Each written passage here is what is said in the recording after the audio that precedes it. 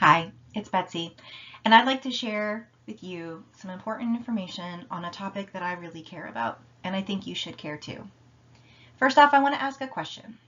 Can you imagine how you would feel if you had a condition where you know you needed health care and the cost for your treatment was $5,000 or more, but you didn't have insurance to pay for it?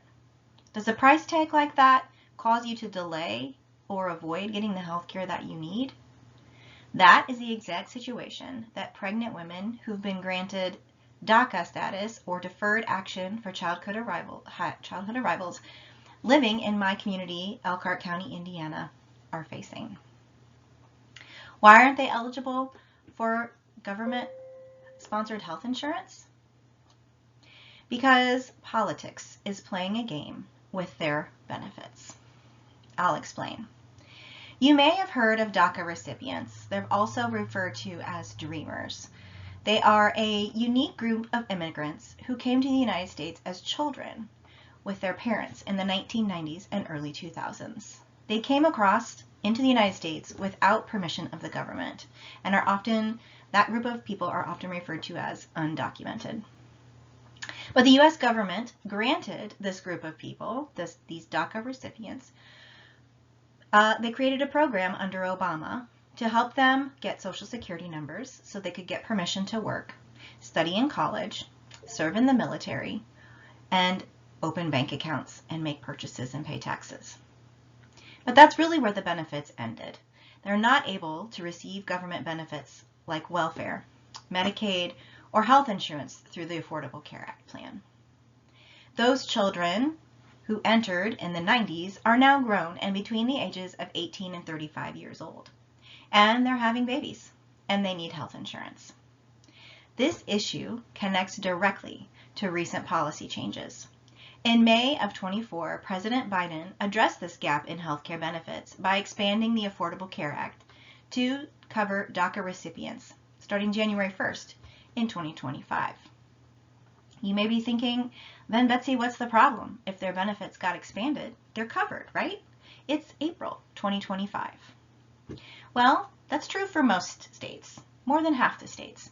However, my state of Indiana joined with 18 other states to contest this benefit expansion in court, and they won.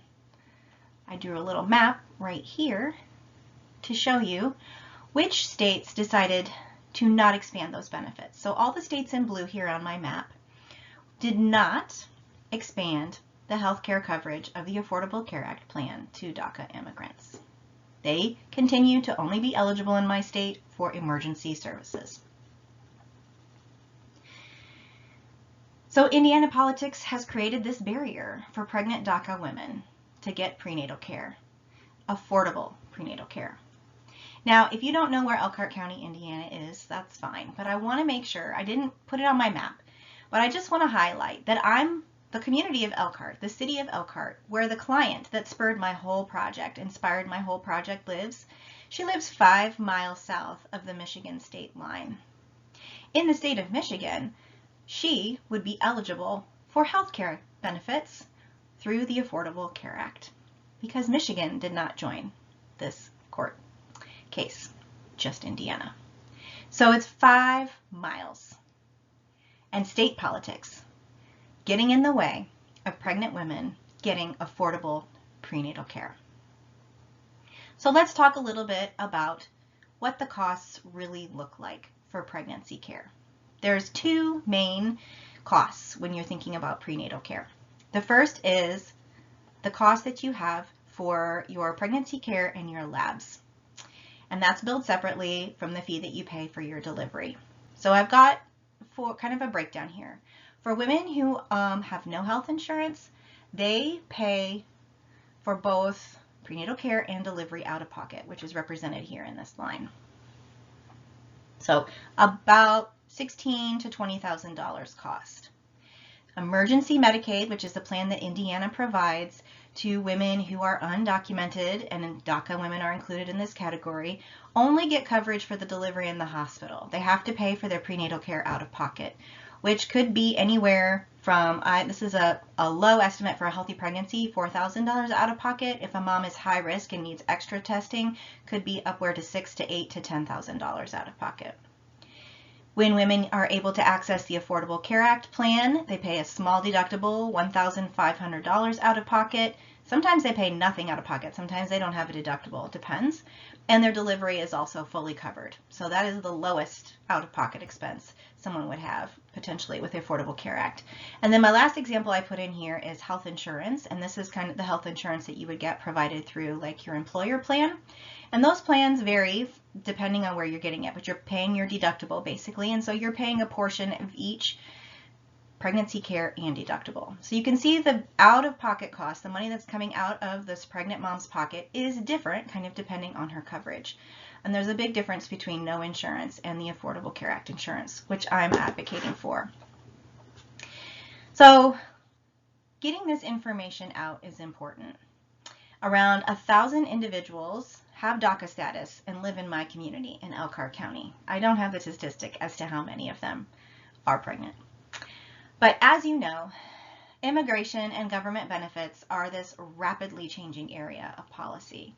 So my project aims to increase the awareness among pregnant women and their medical providers about the unique healthcare coverage challenges that DACA recipients face.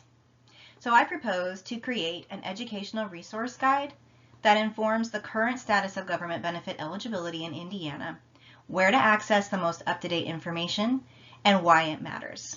2 guides, one for the clients and one for stakeholders. These would be given out in crisis pregnancy centers and in the financial counselor's office at the large healthcare corporations where OB care is provided, and also the federally qualified healthcare centers. The increased awareness is going to allow for advocacy and appropriate referrals, which will help reach our overall goal of getting women and their babies into the medical care that they need, which improves their health. And that really is the overall goal of the project. The higher the cost someone has in looking at their care tends to make women procrastinate in making their appointments or going to their appointments. And that procrastination or avoiding tests or avoiding the care increases the risks to them and their babies, which, by the way, I might add, the babies will be born in the United States and will be citizens of the United States, but do not receive full Medicaid or government benefits until they're actually birthed, even though Indiana is a state that talks a lot about how much they care about babies and their well-being in the womb. But that's a different subject for a different presentation. For me today, I just want to remind you that this ever-changing